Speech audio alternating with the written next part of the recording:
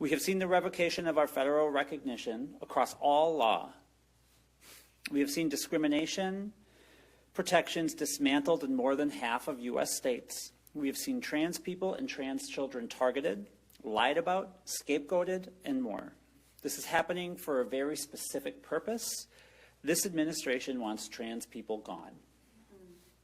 I say this not to justify what is happening to our healthcare, but to set the appropriate landscape for us to understand a decision like that which was made by Children's Minnesota.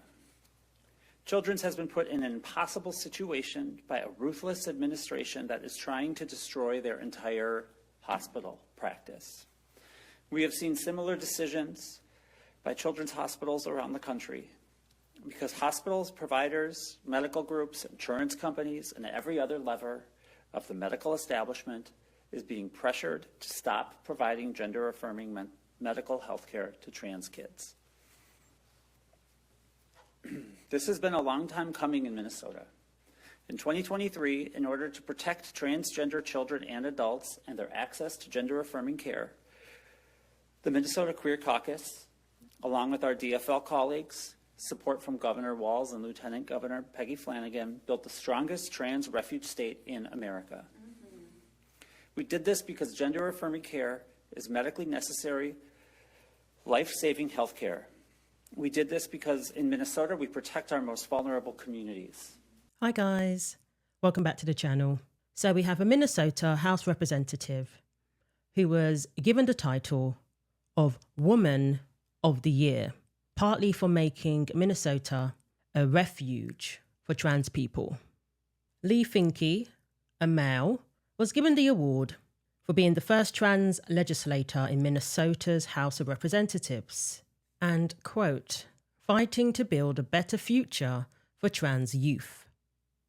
In recent developments where we have hospitals scrambling to save themselves from getting sued, a hospital in Minnesota has paused gender-affirming procedures for minors. And this House representative had a complete meltdown, talking about an intention to eradicate, the community and all of this sort of thing, when what they want to do is ensure that they don't get sued.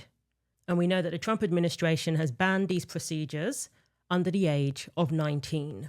So yes, it's agreed that we can't be given cosmetic procedures to minors, procedures that permanently alter their bodies when they're not even old enough to consent, when they have no informed consent about the long-term implications of such procedures and medications.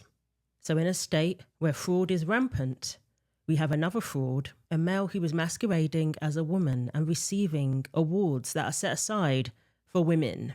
So this person was appointed last year to the House of Representatives in Minnesota for District 66A and drafted a bill declaring the state a refuge state, in particular for minors who want to receive these transitioning procedures. Even to come from states where it's banned, they can come to Minnesota and receive all of this treatment. That was the intention. While campaigning for public office, Finke discussed a variety of social issues, including climate change and police brutality. But as the November 2022 election neared, he began to place a particular focus on the medical transitioning of children. He authored the Trans Refuge Bill, HF 146, that would allow minors from outside the state to receive puberty blockers and hormones within Minnesota. Talking about this bill, he said the lives of trans and gender expansive people in this nation are under attack.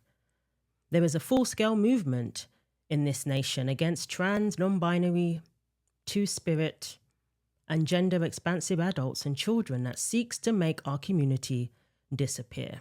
This whole agenda, this whole pushing these procedures onto children and pushing this ideology onto children, it's not just about gender. It goes hand in hand with the sexualization of children. And this person doesn't even try and hide it.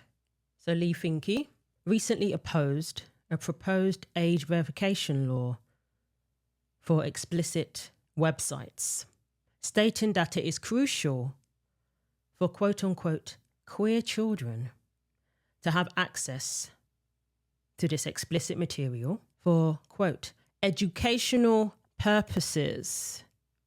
You mentioned the Paxton case, and the AGs in many states are very clear about that. They're almost jubilant about being able to use these laws to ban young people from accessing content that could be educational if they are queer.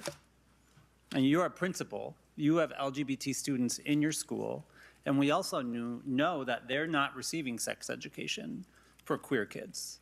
We know that prurient interest could be, for many people, the very existence of transgender kids. More and more people are saying there simply are no transgender kids. If your parents do not accept you or your queerness, then they do not know what's best for you. Just because they love you does not mean they know what is best for you. Another trait of this whole movement is to separate children from their parents, is to cause division, drive a wedge between children and their family members, which is what comes with the G word. So you heard there, he believes children should have access to this material, and it goes hand in hand with being queer, with identifying as trans. It's all part of it, apparently. And it's educational for such kids. Absolutely sick. And this is a lawmaker. This is somebody who has an influence on laws, including that pertains to children, and laws that pertain to protecting children. This person wants to take away those protections. And this is him unable to answer questions about the harms of this so-called gender-affirming care while campaigning for Minnesota to become a refuge state for such procedures. Representative Finke, do GnRH hormones cause bone loss? Representative Finke.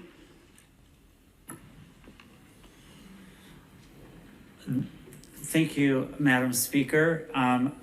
That is not a yes or no question. You'll have to talk to a doctor about a specific treatment plan to have an answer to that question. According to the NIH.gov, human clinical trials revealed significant bone loss at the spine, hip, and femur in patients treated with a GnRH antagonist. Thus, osteoporosis and the resilient fragility fractures pose a significant impact on health and quality of life of the GnRH antagonist users. They don't care about the harm that this causes to children. They want what they want, regardless of what can happen in the long term. They want what they want. Even the idea of putting kids on puberty blockers and starting early was so that these people could be passing, because we had men who were disappointed in the fact that no matter what hormones they take, no matter what procedures they have, they still look like men. That's why the targeting of children began. And then just last year, while campaigning for the position of state representative, Finke encouraged supporters to elect women. We need more women in Congress. Support female politicians, right? But he believes the first step in doing that is to appoint him. This is somebody who seeks to replace women and to redefine what a woman is. And this is somebody in the House of Representatives in Minnesota, and may even go up further up the ranks. And that's going to affect women and children in a very negative way indeed. As if Minnesota doesn't have enough problems. So let me know what you think. Thanks for watching. Like, comment, and subscribe. Take care of yourselves, and God willing, I will see you in the next video.